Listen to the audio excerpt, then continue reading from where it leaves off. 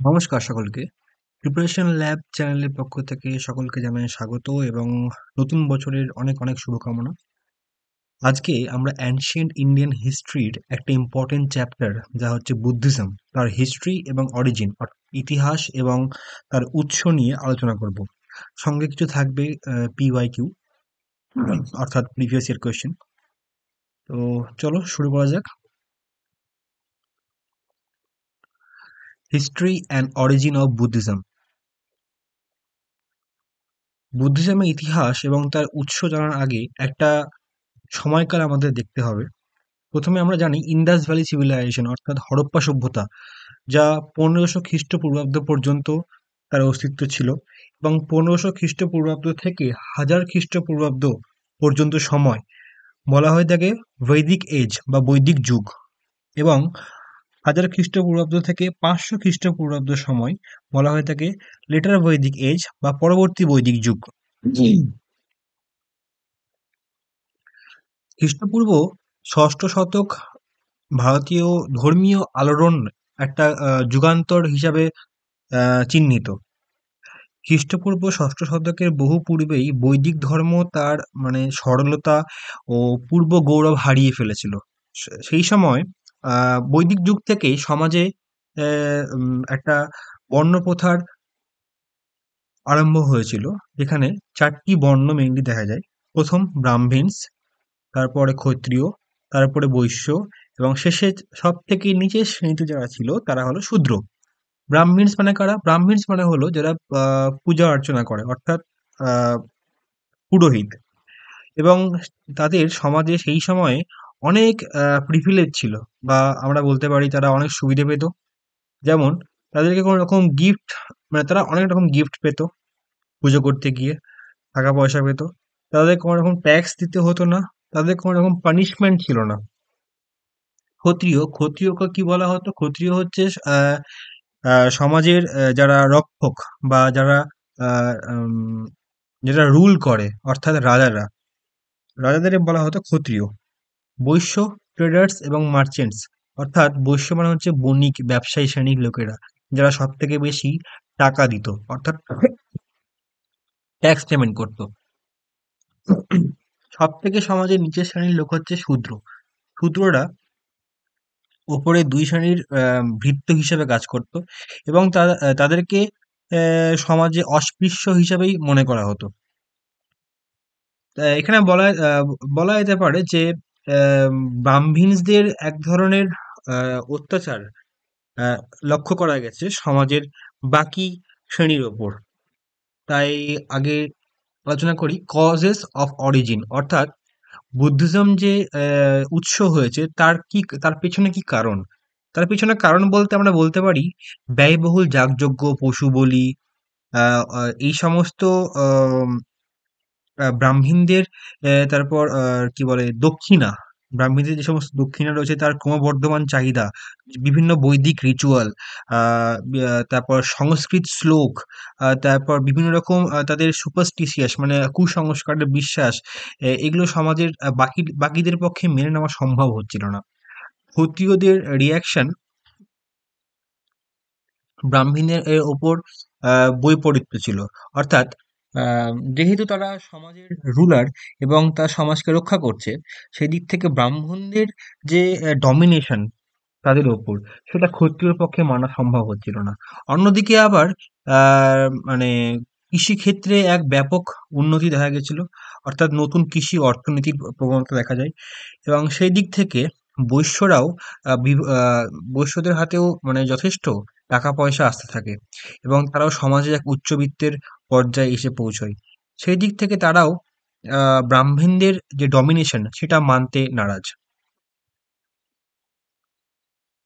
ঠিক এই সময় আহ, ঠিক এই সময় সমাজের মধ্যে একটা শান্ত এক পরিবেশের খুব দরকার ছিল, যেখানে আহ, আহ, বৌদ্ধ ধর্ম আর এবং জৈন ধর্ম একটা অভূতপূর্ব মানে রোল পালন করেছিল।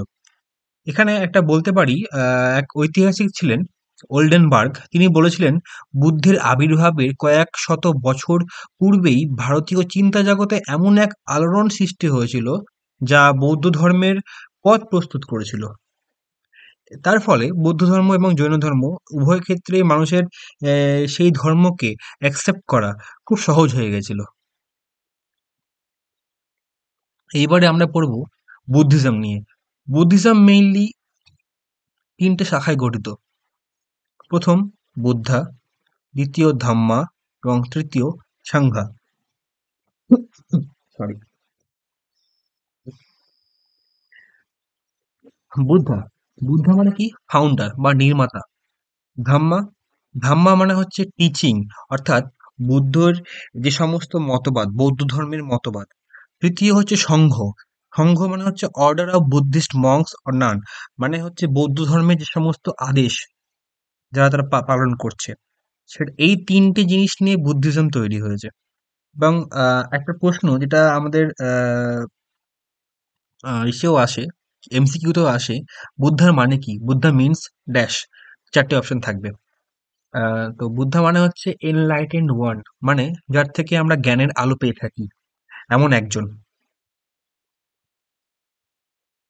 এবারে বুদ্ধিজমের প্রথম যে পার্ট ছিল বুদ্ধা, সে নিয়ে এবার আমরা আলোচনা করব, অর্থাৎ ফাউন্ডার, নির্মাতা, তাকে নিয়ে, মানে life of Buddha. Buddhadeb sorry Gautam Gautam Buddha জন্মগ্রহণ করেছিল ৫৬৩ খ্রিস্টপূর্বাব্দে, এবং তার জন্মের সময় তার নাম ছিল সিদ্ধার্থ, এবং তার পরে অর্থাৎ নির্বাণ লাভের পরে তার আরো নাম হয় শাক্যমুনি, তথাগত। তার বাবা ছিল শুদ্ধোদন, তার মা মহামায়া। কোশলা কোশলা ডায়নাস্টির রানী ছিলেন তিনি, এবং বাবা শুদ্ধোদন ছিল, শুদ্ধোদন ছিলেন শাক্য রুলার বা শাক্য ক্ল্যানের একজন রুলার।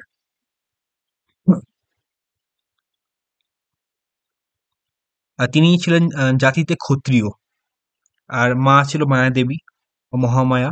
কিন্তু বুদ্ধ বুদ্ধের জন্মের প্রায় ৭ দিন পরেই তার মা মারা যায়, এবং বুদ্ধ তার বড় হয় তার স্টেপ মাদার বা সৎ মায়ের কাছে, যার নাম মহাপ্রজাপতি গৌতমী, এবং যার নাম থেকেই তার নাম হয় গৌতম বুদ্ধ। গৌতম বুদ্ধ জন্মগ্রহণ করেছিল বৈশাখী পূর্ণিমার দিন লুম্বিনী শহরে, কপিলাবস্তু যেটা রয়েছে, এটা বর্তমানে নেপালে রয়েছে। এটা এমসিকিউর জন্য খুব ইম্পর্টেন্ট, লুম্বিনী শহর। এবং ১৬ বছর বয়সে, হুম, ১৬ বছর বয়সে তার বিয়ে হয় গোপা, বা তার এক নাম যশোধরা। তিনি এক শাক্য কুমারী, তার সঙ্গে তার বিয়ে হয়, এবং তাদের এক ছেলে যার নাম রাহুল। হুম, কিন্তু সাংসারিক জীবনে থাকাকালীন তিনি ৪টে মানে প্রথম থেকেই তার বাবা তাকে খুব একটা বাইরে বেরোতে দেননি। তিনি সারাক্ষণ মানে ওই মহলের মধ্যেই থাকতেন। একদিন হঠাৎ তিনি যখন বাইরে বেরোন, অর্থাৎ ৪ দেওয়ালের বাইরে যখন তিনি যান, সেইখানে তিনি কয়েকটা জিনিস দেখতে পান। 4 সাইটস, এটা খুব ইম্পোর্টেন্ট বলা হয়ে থাকে। An old man, sick man, dead man, sorry dead body and acetic.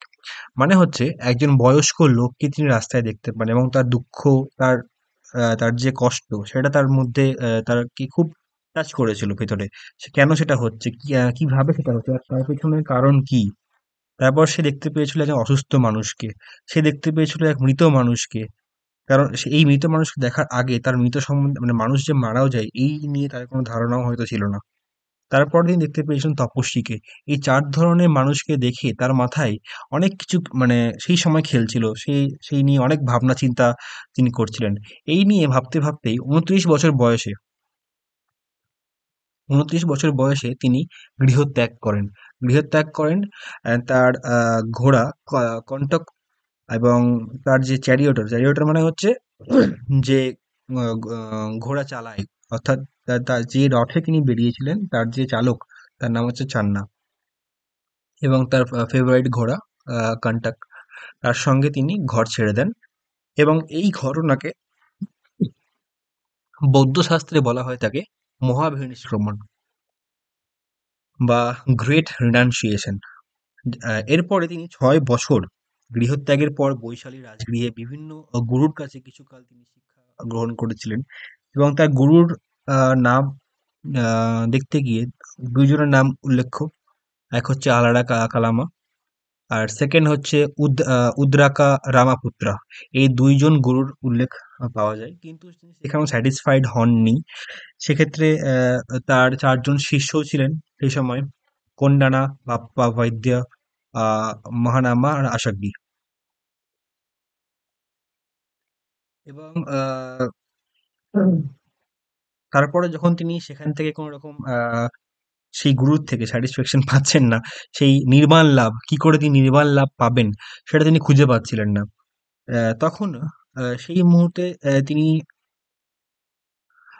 যান হচ্ছে নীলাঞ্জনা নদীর তীরে, এবং ৪৯ দিনের জন্য তিনি এক দীর্ঘ ১ মাস, প্রায় দীর্ঘ ১ মাসের মধ্যে তিনি আহ, এক ধ্যানমগ্ন হয়ে পড়েন। ধ্যানমগ্ন হয়ে পড়ে অশ্বত্থ গাছের নিচে, যেটা বর্তমানে উরুবেল্লাতে আছে, বোধগয়া, আহ, মগধে থাকতো, মগধের আন্ডারে, মগধ যে ষোড়শ জনপদের মধ্যে এক জনপদ ছিল, তার আন্ডারে ছিল ওই বোধগয়া। এখানে নীলাঞ্জনা নদীর তীরে তিনি নির্বাণ লাভ বা এনলাইটেনমেন্ট পেয়েছিলেন। এখানে লেখাও রয়েছে, 49 days of continuous meditation now he was fully enlightened, এবং তার নাম হয়ে গেছিল বুদ্ধা অর তথাগত। এবং তথাগত, বুদ্ধা মানে হচ্ছে জ্ঞানী, বা তথাগত মানে যিনি পরম জ্ঞানের সন্ধান পেয়েছেন। যে স্থানে তিনি বুদ্ধত্ব লাভ করেছেন তার নাম হচ্ছে বোধগয়া বা বুদ্ধগয়া, এবং যে বৃক্ষটির নিচে তিনি ধ্যানরত ছিলেন তা হচ্ছে বোধি বৃক্ষ বা অশ্বত্থ, সেই যে অশ্বত্থ গাছটা ছিল। আচ্ছা, বুদ্ধত্ব লাভের পর তিনি কাশীর নিকট, কাশীর কাছাকাছি একটা ডিয়ার পার্ক ছিল ইউপিতে, সারনাথ, সারনাথ নামে এক জায়গাতে তিনি প্রথম বৌদ্ধ ধর্ম প্রচার করেছিল। তার যে পঞ্চভিক্ষুর নাম আমি আগে উল্লেখ করলাম, এক বপ্প, ভদ্র, অশ্বজিৎ, মহানামা, কৌন্ডিন্য, তাদের কাছে তিনি ধর্ম প্রচার করেছিলেন। এইটাকেই বলা হয় ধর্মচক্র প্রবর্তন। এই ফার্স্ট সারমন বা প্রথম যে তিনি ধর্ম প্রচার করলেন সারনাথে, এই ঘটনাটাকে বলা হয় ধর্মচক্র প্রবর্তন, অথবা টার্নিং অফ হুইল অফ ল।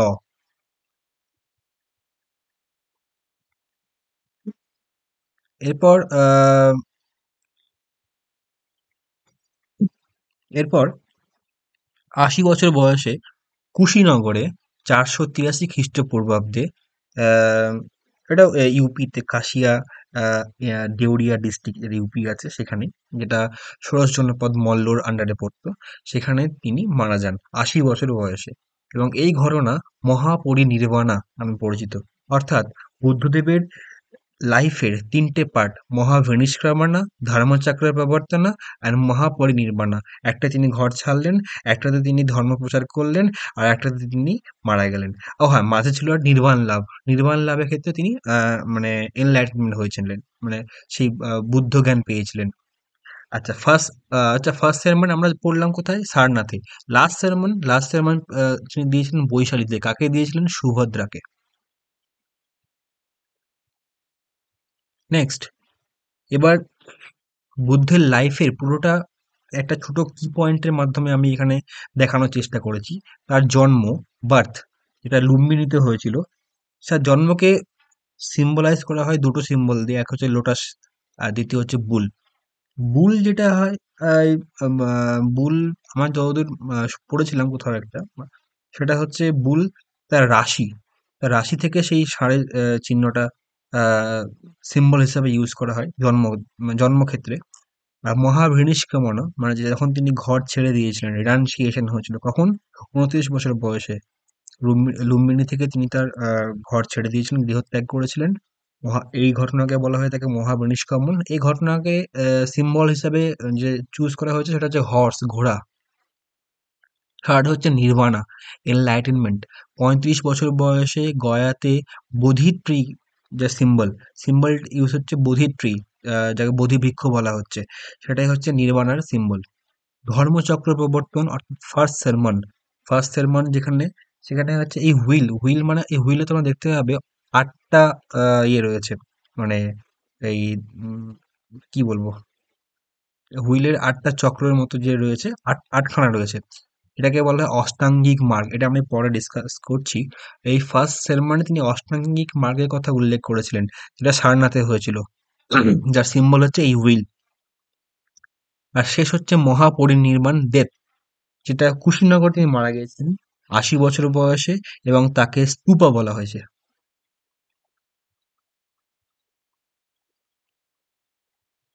আচ্ছা, আমরা প্রথম বুদ্ধিজমের ফার্স্ট পার্ট অর্থাৎ ফাউন্ডার দ্য বুদ্ধা সেটা কমপ্লিট করলাম। নেক্সট হচ্ছে ধাম্মা। ধাম্মা মানে আমরা কি পড়েছিলাম? ধাম্মা মানে আমরা পড়েছিলাম ধর্ম, যেটা বৌদ্ধদেবের মতবাদ। Four Nobel truth of Buddhism, মানে এটাকে বলছে চার আর্য সত্য বুদ্ধিজমের। এখানে এই চার আর্য সত্য ডিসকাস করতে গিয়ে আমরা প্রথমে যেটা পাই সেটা হচ্ছে দুঃখ, সাফারিং। এখানে তিনি বলেছিলেন the world is full of sorrow and misery, অর্থাৎ জগৎ দুঃখময়। সেকেন্ড ছিল সাম্মুদায়া। সাম্মুদায়াকে মানে কজ অফ সাফারিং, দুঃখের কারণটা কি? দুঃখের কারণের ক্ষেত্রে তিনি বলেছিলেন এই দুঃখের কারণে মানে দুঃখের কারণের জন্য মানে মানুষের কেন এত দুঃখ, তার কারণ হিসেবে তিনি বলেছিলেন মানুষের মধ্যে কামনা, বাসনা, তৃষ্ণা ও আসক্তি, এই সমস্ত কিছুই হলো দুঃখের কারণ। থার্ড পয়েন্ট হচ্ছে নিরোধা। নিরোধা মানে হচ্ছে এই দুঃখকে কি করে নিরোধ করা সম্ভব, মানে pain and misery can be ended by killing or controlling desire. যে সমস্ত নিজস্ব যে বাসনাগুলো রয়েছে সেগুলোকে কন্ট্রোলের মাধ্যমে দুঃখ নিবৃত্তি সম্ভব। থার্ড হচ্ছে মাজ্ঞা। মাজ্ঞা মানে হচ্ছে পথ, মার্গ। মার্গকে এখানে মাজ্ঞা হিসেবে বলা হচ্ছে। মানে আমরা সেই ডিজায়ার কন্ট্রোলের মাধ্যমে ডিজায়ারটা কন্ট্রোল করব কি করে? ডিজায়ার কন্ট্রোল করার জন্য যে মার্গটা তিনি বলেছিলেন সেটাই হচ্ছে অষ্টাঙ্গিক মার্গ, অর্থাৎ eight fold path. Eight fold path আমি পরের স্লাইডে বলছি। এইট ফোল্ড পাথ যেটা তিনি বলেছিলেন, এখানে দেখতে পারেন right understanding, right thought, right speech, right action, right livelihood, right effort, right mindfulness, right concentration. এই আটটা আহ, পথকে তিনি অষ্টাঙ্গিক মার্গ হিসেবে চিহ্নিত করেছেন। তাকে বাংলায় বললে আমরা বলতে পারি সৎ বাক্য, সৎ কার্য, সৎ জীবন, সৎ চেষ্টা, সৎ চিন্তা, সৎ সংকল্প, সৎ দৃষ্টি এবং সম্যক সমাধি বা সৎ সমাধি। এই মানুষের আসক্তি বিনাশের জন্য তিনি এই আটটি পথের কথা বলেছেন। আচ্ছা,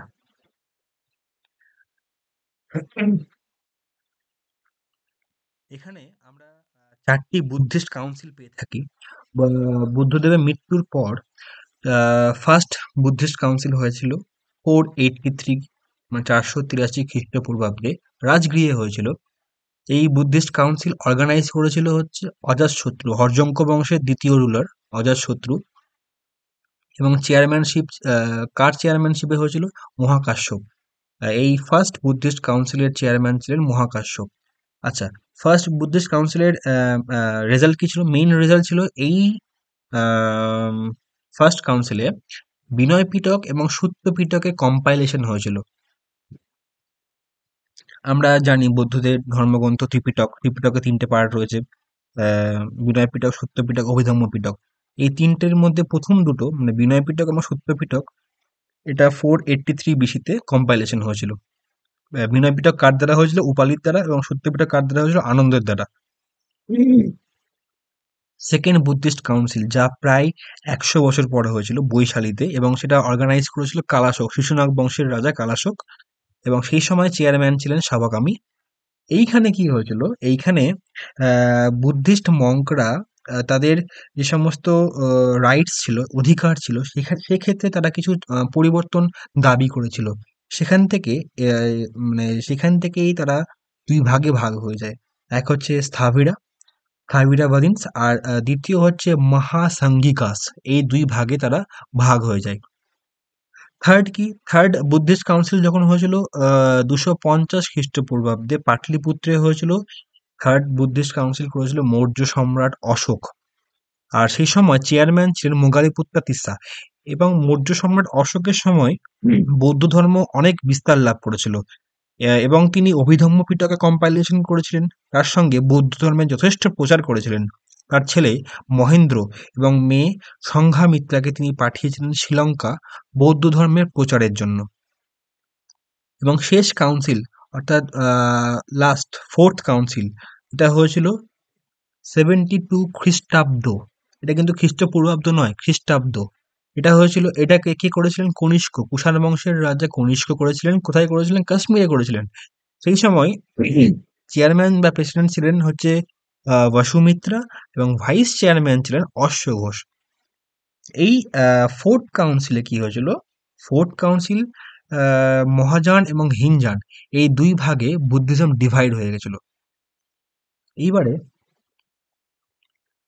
আমরা দেখব বুদ্ধিজম কেন এত স্প্রেড করেছিল, বুদ্ধিজমকে মানুষ কেন এত মেনে নিয়েছিলেন। আমরা আগেই মানে ভিডিও শুরুতেই বলছিলাম যে সেই সময়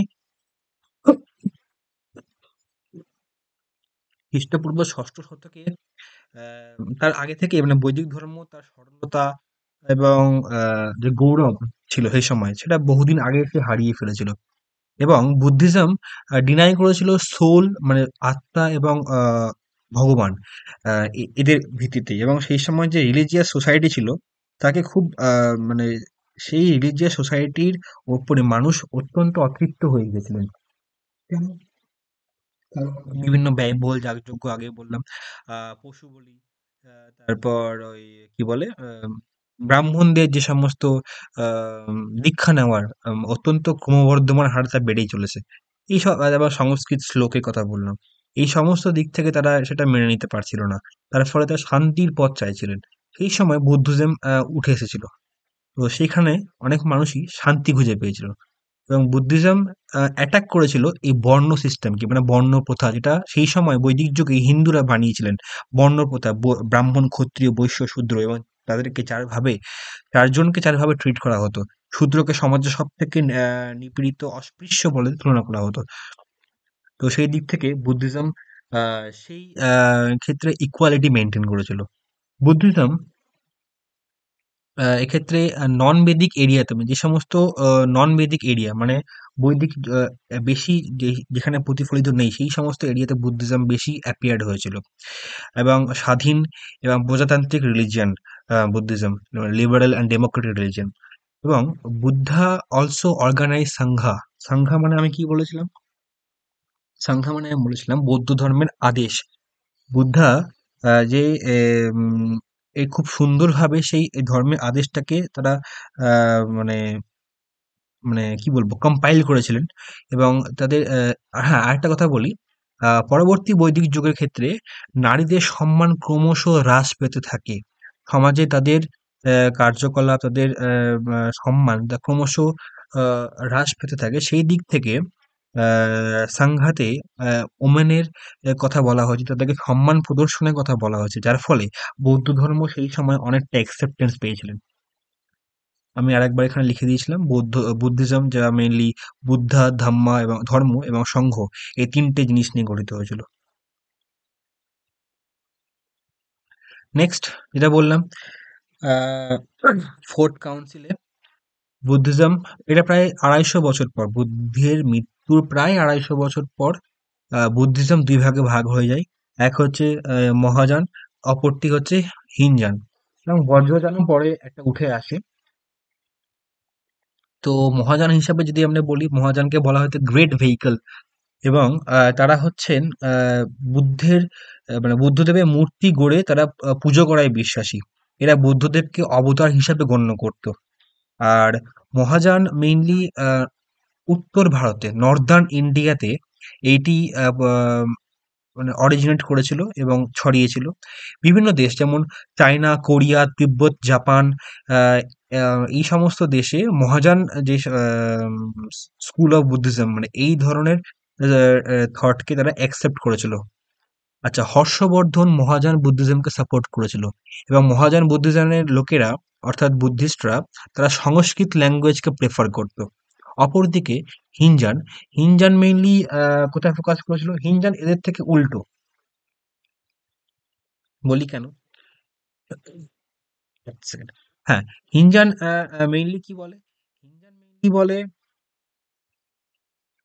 বৌদ্ধের মৌলিক নীতিতে তারা বিশ্বাসী, এবং তারা মূর্তি পূজায় বিশ্বাসী নয়। এবং তারা হিনযান পালি ভাষা ফেভার করেছিল, যেখানে মহাযান আহ, সংস্কৃত ফেভার করেছিল। আবার অশোক আহ, পৃষ্ঠপোষক ছিলেন হিনজানের। হিনজান মতাবলম্বী পৃষ্ঠপোষক ছিলেন অশোক। মহাযানের কে ছিলেন? হর্ষবর্ধন। আচ্ছা, হিনজানের ক্ষেত্রে আমরা এটা বলতে পারি স্বতন্ত্র, মুক্তি, সম্ভব, সশৃঙ্খলা, ধ্যানের মধ্যে দিয়ে তারা থাকতেন। নির্বাণ সবকিছু থেকে মুক্তি লাভ করাই তাদের মেন উদ্দেশ্য ছিল। এবং হিনজান অরিজিন কোথায় হয়েছিল? হিনজান অরিজিনেট হয়েছিল শ্রীলঙ্কা, দেন এটা স্প্রেড করেছিল সাউথ ইস্ট এশিয়া, যেমন মায়ানমার, থাইল্যান্ড, কম্বোডিয়াতে হিনজান স্প্রেড করেছিল। আর লাস্ট হচ্ছে বজ্রযান। বজ্রযানকে এই দুজনের সঙ্গে তুলনা করা হয় না, কারণ বজ্রযান এই দুজনের থেকে একদম আলাদা, এবং সেটা অনেক পরে এসেছিল। প্রায় ৯০০ খ্রিস্টাব্দে বজ্রযান এসেছিল। এবং এইটাকে বলা হয় জাদু, মানে এই সম্প্রদায় ভাবতো কোনো জাদু শক্তির দ্বারা মুক্তি সর্বোত্তম পাওয়া যাবে, তার জন্য এটা বজ্র বলতো। এবং এখানে তন্ত্র সাধনার কথা উল্লেখ করা হয়েছে, মানে বুদ্ধিজমের তন্ত্র সাধনার যখন প্রবেশ করেছিল, সেইটা হচ্ছে বজ্রযান শাখার অন্তর্গত। এবং এটার অরিজিনেট হচ্ছে ইস্টার্ন ইন্ডিয়া, বেঙ্গল এবং বিহার এরিয়া। এইবারে আমরা আলোচনা করব বুদ্ধিস্ট টেক্সটের ব্যাপারে। বুদ্ধিস্ট টেক্সট বা বুদ্ধিস্ট ধর্মগ্রন্থ, আমরা জানি ত্রিপিটক পালি ভাষায় রচিত, যাকে বলা হয়ে থাকে থ্রি ফোল্ড বাস্কেট বা ত্রিপিটক। এটা প্রথম হচ্ছে বিনয় পিটক, যা মেইনলি সন্ন্যাসী ও সন্ন্যাসিনীদের জন্য নিয়ম শৃঙ্খলা এই এই বইয়ের মধ্যে লিপিবদ্ধ রয়েছে। তার জন্য একে বলা হয়ে থাকে বুক অফ ডিসিপ্লিন। লেখা রয়েছে rules of discipline of Buddhist monasteries. দ্বিতীয় হচ্ছে সূত্র পিটক। সূত্র পিটক, এখানে ১০,০০০-এরও বেশি সূত্র লেখা লেখা রয়েছে। তাই একে বলা হয়, এই তিনটি পিটকের মধ্যে সেটা largest contains collection of Buddha's sermons. সব থেকে বেশি সূত্র এখানে লেখা রয়েছে। লাস্ট হচ্ছে অভিধম্ম পিটক। অভিধম্ম পিটকে রয়েছে এটা basically explanation of the philosophical principles of the Buddhist religion. মানে এটি দার্শনিক প্রবন্ধ সমূহের সংকলন। আর এখানে একটা কি পয়েন্ট হিসেবে আমি উল্লেখ করেছি মিলিন্দ পানাহ। মিলিন্দ পানাহ অনেক জায়গায় দেয়। এটা কি? এটা হচ্ছে যে রাজা মিলিন্দ ছিল এবং এক বুদ্ধিস্ট মঙ্ক বা সেন্ট নাগসেনা ছিল, তাদের মধ্যে যে কথোপকথন, সেই কথোপকথনকে এই মিলিন্দ পানাহতে লেখা রয়েছে। পরবর্তী হচ্ছে প্রত্যেক সভ্যতায়, যেমন হরপ্পা সভ্যতা একসময় উন্মোচন হয়েছিল, সময়ের সঙ্গে তা অবলুপ্তিও ঘটেছিল, ধ্বংসও হয়েছিল।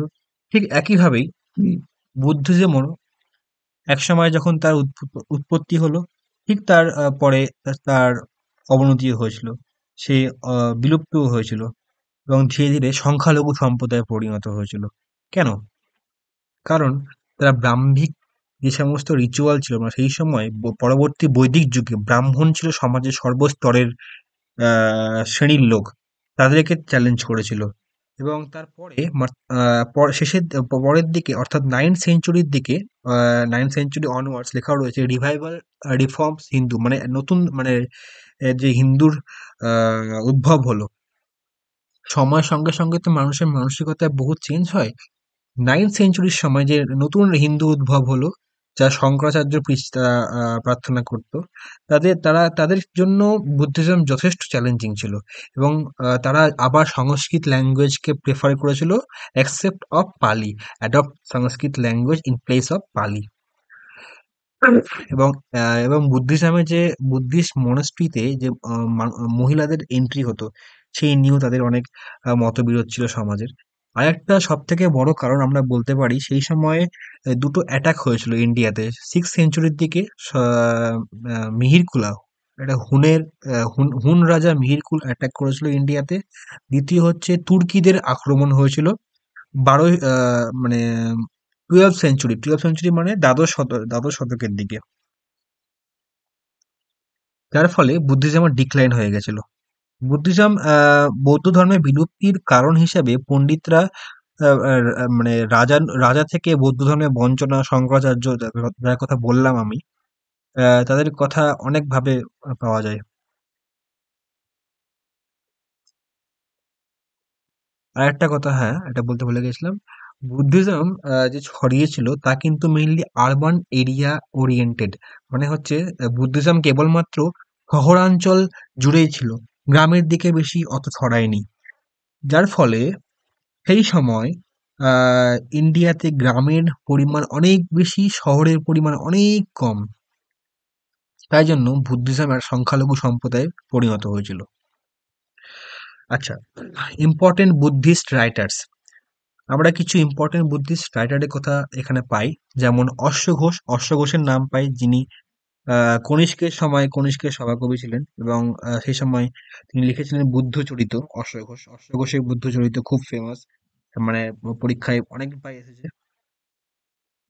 দ্বিতীয় হচ্ছে সরি দ্বিতীয় হচ্ছে নাগার্জুন। নাগার্জুন স্ট্যাবলিশ করেছিল মহাযান বুদ্ধিজম। মহাযান বুদ্ধিজম কে স্ট্যাবলিশ করেছিল? নাগার্জুন।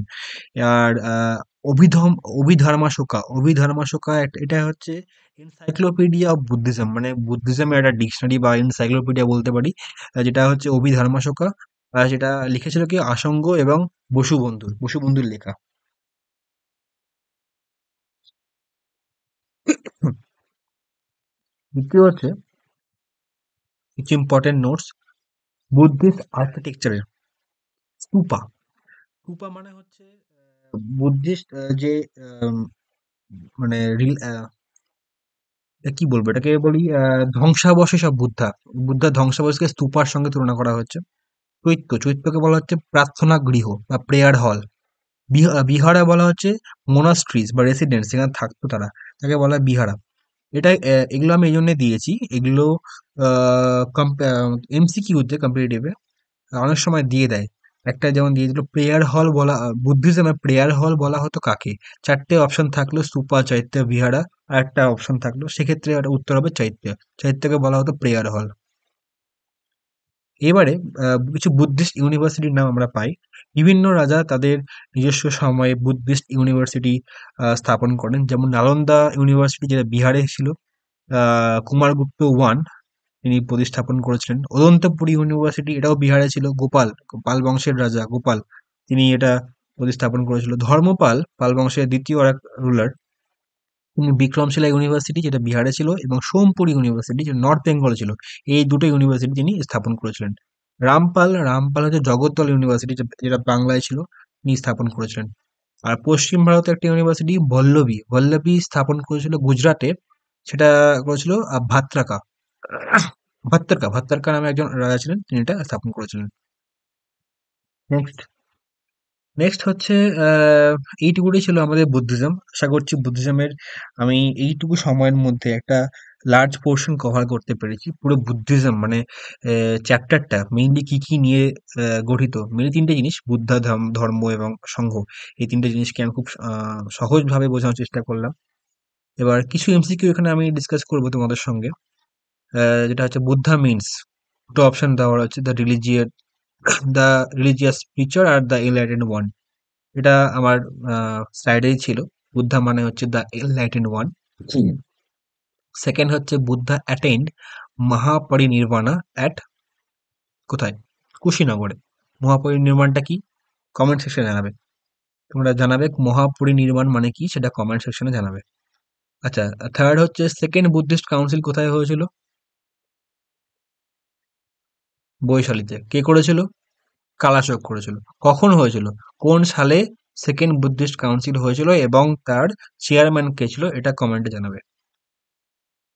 আচ্ছা, ফোর্থ হচ্ছে লাস্ট যে বুদ্ধা তার সারমন দিয়েছিল, মানে ধর্মপ্রচার করেছিল, to whom his following disciples did Buddha preach his last sermon? তিনি হচ্ছেন সুভদ্রা। এটা কোথায় দিয়েছিলেন? বৈশালীতে। ফিফথ হচ্ছে which one of the following not included in the eightfold path of Buddhism? এখানে চারটে অপশন রয়েছে, চারটের মধ্যে একটা তার অষ্টাঙ্গিক মার্গের মধ্যে ছিল না, সেটা কোনটা? অষ্টাঙ্গিক মার্গের মধ্যে দেখতে গিয়ে আমরা পেয়েছিলাম রাইট অ্যাকশন, অর্থাৎ আহ, কি বলে, সৎ কাজ, রাইট স্পিচ, সঠিকভাবে বলা, রাইট এফোর্ট, সৎ চেষ্টা, কিন্তু রাইট ডিজায়ার এটা কিন্তু কোথাও ছিল না। তাই জন্য এটা হবে না, এটা এক্সেপশন। ওকে, আমি বুদ্ধিজমের উপরে পুরোটা কভার করার চেষ্টা করলাম। আজকে পুরোটা থিওরিটা ডিসকাস করলাম। এরপরে আমি বুদ্ধিজমের উপরে একটা এমসিকিউ একটা ভিডিও বানাবো, যা সম্পূর্ণ বুদ্ধিজমকে মোটামুটি যা যা প্রশ্ন এসেছে প্রিভিয়াস ইয়ার থেকে, বিভিন্ন এসএসসি হোক, ইউপিএসসি হোক, বা বিভিন্ন পিএসসি হোক, ডাব্লিউবিপিএসসি হোক, বা আদার্স এই সমস্ত স্টেট লেভেলের এক্সাম রয়েছে, সেখান থেকে বুদ্ধিজম চ্যাপ্টারের ওপর যা যা প্রশ্ন রয়েছে আমি চেষ্টা করব 100খানা প্রশ্ন শুধুমাত্র এই চ্যাপ্টার থেকে বের করার। তাহলে কি হবে, পরবর্তী যে সমস্ত এক্সাম পিএসসির আসতে চলেছে, যেমন মিসলেনিয়াস, ক্লার্কশিপ আসবে, বিসিএস রয়েছে, এমভিআই রয়েছে, সেক্ষেত্রে বুদ্ধিজম থেকে কোনো প্রশ্ন আসলে সেখান থেকে সেইগুলোর মধ্যেই যেন থাকে। এই একটা ভিডিও দেখলে যেন এই একটা চ্যাপ্টার পুরোটা কভার হয়ে যায়। তো সেই হিসাবে আমি এটা তৈরি করব। তো ভালো লাগলে লাইক করো, সাবস্ক্রাইব করো, আর শেয়ার করো।